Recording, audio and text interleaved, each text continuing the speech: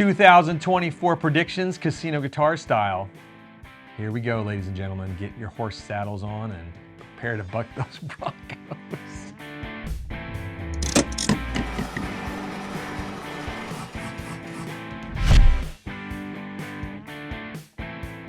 Hey, it's me, Baxter. And me, Jonathan. I don't even know what those Broncos means. I don't know. I was just having fun there. It could be a sports maybe, reference. I was going to say, maybe a football reference. Or a rodeo. Someone's going to get mad about that. Like Probably. you can't, why would you support the Broncos? None of you are from Denver. Denver area, but we like Denver. No, Denver. I do. So, 2023 is a wrap. Officially, it's over. It's done. We can't go back unless you have a time machine, which I think can only really go forward. Probably. I think so. I don't know. Time could be So we're going to give you what we sort of see from viewing the past 5 years and what we see 2023 kind of coming into what's maybe going to be the outlay of the musical industry, from guitar shops to manufacturers to the toys we might love. And it's like, besides getting a new president, 2024, the year it all ends. and the rise of the Not new guitars, Antichrist. everything. It's going to be a tough Is it going to be year. nuclear war? Is it going to be The Loch Ness Monster's finally been discovered, Who knows? and I don't know, from Newark or something. Who knows? But here we go. Let's start with number one. Okay, not as many new releases as normally from our guitar manufacturers. I think there's going to be a tightening of the belt, so to say, with the NPI. Where's the excitement? That's not exciting. We need I know. new things every month. Well, Actually, no, I'm glad about this. I kind of am a little bit too. Like, let's get our feet settled again. Well, because then I think if there's less of them, right, maybe they're more meaningful, right? Because we get a lot of, I feel like we've gotten to the point where it's such a big push to put out new products. Sometimes they're just kind of like, eh. Now, even more importantly than that, if there's less of them, they might actually build the guitars they have released. Oh my. The ones that they have a big like new product introduction, and then everybody orders them, and then 2 years later you see your guitar. Maybe it won't be 2 years in the future this time. Even if it's just like, I don't know, a different color or something. I know. Well, there's a lot of that. I think. Well, that kind of connects with this number one. I think there's going to be a lot of that. It's like, hey, we got the same guitar, but it's going to be a different color. Do you like it in stripes? Now it's plaid. You think there will be a lot of? I think it's just be like color refreshes. I think that's going to be. All right. I feel like they're going to. I'll get into this later. That's my number one. Number two, the sales bonanzas that we've seen all through like the end of 2023.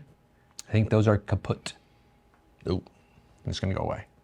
So we're paying MAP again. That's what you're saying. Well, I think which the manufacturers are offering a lot of sales direct too. Just trying, they'd overbuilt, and they're finally sort of whittling through that inventory. They've gotten rid of it. They used Q4 to really push it.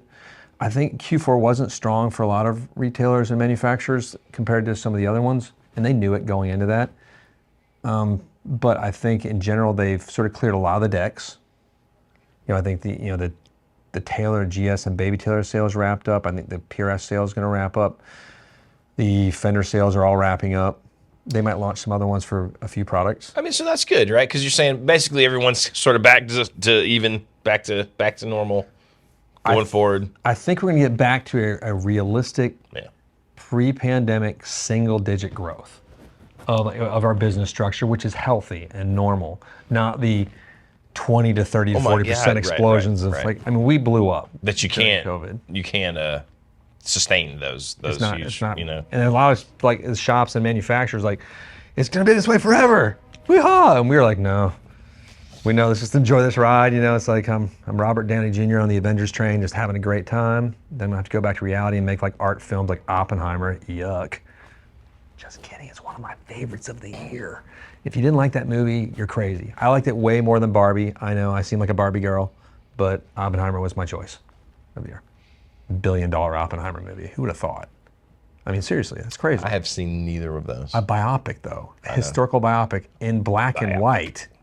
Awesome. A lot of it, it's like, not all of it, but the memories and flashbacks. Great movie. Robert Downey Jr., great in that film as well. Number three, prices. Nope. This one's a little funny. They're going up. And some might come down. Yeah, I think some are going down and some are for sure going up. We're going to see a price increase across the board coming really soon from a lot of our major manufacturers. Not major, not a dramatic. It's great because we haven't had any in, weeks, months. No.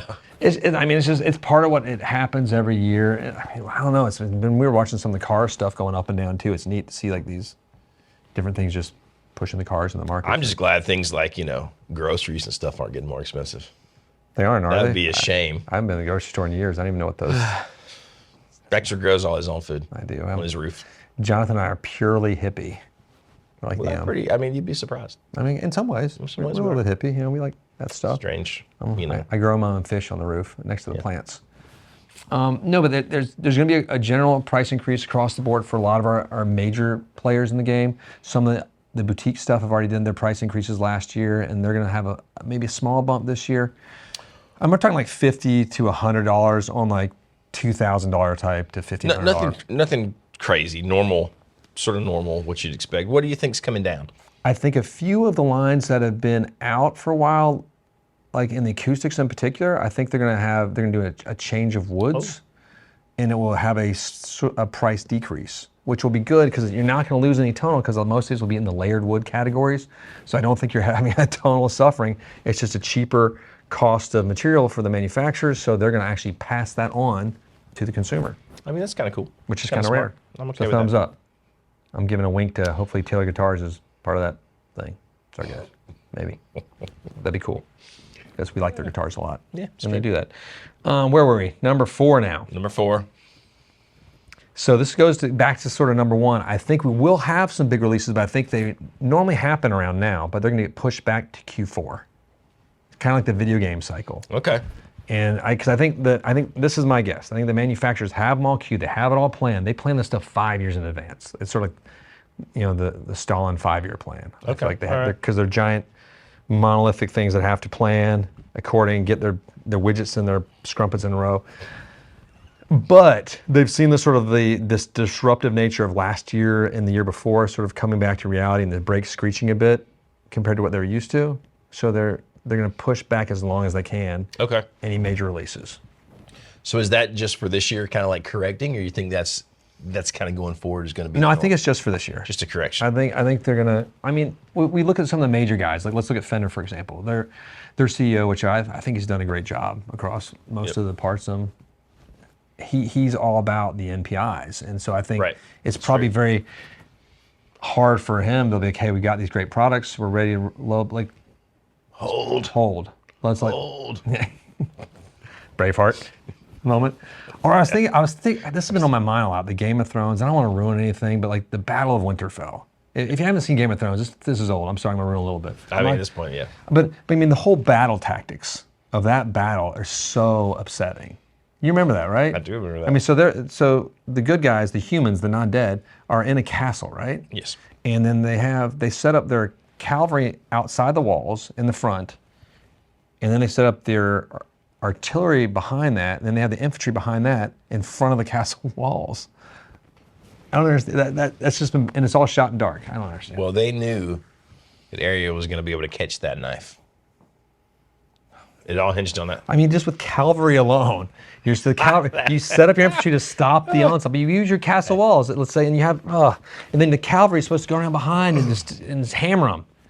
It's the old hammer and board technique there. It's kind of a weird thing because I guess there's no real way to like get around the walls because it's the wall. It's very strange. It's a strange. It was just a bad strategy. It's a bad strategy. Was Winterfell they were fighting at? Oh, you're not talking about that. No. Well, I mean, right. I'm talking about the Battle of Winterfell. They're going to eventually, they're going to get through, but but it's still, you're going to funnel the enemy through a small. And have then you can have a death hole there. The old anvil and the hammer. Did you see that they're talking about him maybe finishing the next book? Finally. I'll believe that when I see it. I would love it because I've read all the other books. I did too. It'd be nice. It'd be fun to go back to that world. Well, and to all the little other storylines in the books. Let's see if it ends differently than the show. I would like to see it end differently than the show. I would too. That's all we're going to say. Not to ruin it. But no, I think that's going to happen. Now, we got a couple more here. Like I'm going to put number 5 is our final one, and we're going to match these two together, kind of. Guitar stores. What do you think is going to happen? We might lose a few. We're going to lose a few. A few have opened this year, and we're pretty excited for it. Some cool indie ones. A few of the big boxes have tried to open them, but there's been some big box closures. Yep. There's been some indies that are definitely going out. Just they've seen the way it goes, and we've even talked to a bunch of guys thinking about opening with and we're being very hesitant on just the nature of it because they want to deal with the big manufacturers. I'm like, just wait, let's see how this all shakes out, because it's hard. Yeah. With what happened last year. Right. Well, and we've talked about this before, that there are owners who have been around forever and the stores are great, but maybe they're aging out a bit. It's called the graying of the market. The graying of the market. The technical term. It's not. I didn't make that tricky. up. No. And then the manufacturers are freaking out because like these great shops, these legacy shops, they know the owners are going to be going away soon. They don't know who's going to take over it, if it's going to continue. And that sort of leads us into part 2 of number 5 is the manufacturers. They're going to have some major restructuring possibly too. Even some of our major brands, there might be a change of board. There might be a change of leadership. There might be change of owners for some of them too, but that's a whole other video series, I believe. Rumors are swirling, but rumors are swirling about some of our big boys. Seems to be actually confirmed. Yeah, we've been doing it. We're gonna make a few more phone calls and see what we can find, because the internet can only find us so much. It's like I just Googled it. We're doing a few more phone calls. DuckDuckGo. You use DuckDuckGo. I was watching this thing like where this pilot was landing and the air traffic controller was like telling him to do something. He's like, I've never heard that in my 15 years of flying professionally. He's like, well, I just Googled it, sir. He's like, okay, you just tell me you just Googled it? Like as he's landing, he's like, oh. Anyway. The pilot Googled? No, the air traffic controller did I just Googled something, trying to tell the pilot how he's supposed to land. I was like, oy vey. Oh my. This is terrible. So that's sort of our ballpark insider baseball, insider information, guitar predictions of what we think is going to be happening. So we're just guessing. We don't know. It is just guesswork, but it's guesswork based on weeks and minutes of experience. Seconds of thought. Seconds of thought, just vomiting from our mouths right now. And and according to Sean, Saltburn is a great movie to watch. So I'm just throwing Sean under the bus there. That was Sean's pick of the year. But I'm just disturbed from when he described it to me. I believe I'm gonna skip it. I'm gonna pass. Doing Gran Turismo, like my mom and dad said, that's one of their favorite movies they've watched all year. It is like January right now, so it's not that long in. But still. What else should we do? Click like and subscribe? Hit the bell. Anything else? I think that's it. Thanks for joining us. Peace be with you all, and to all, a good night.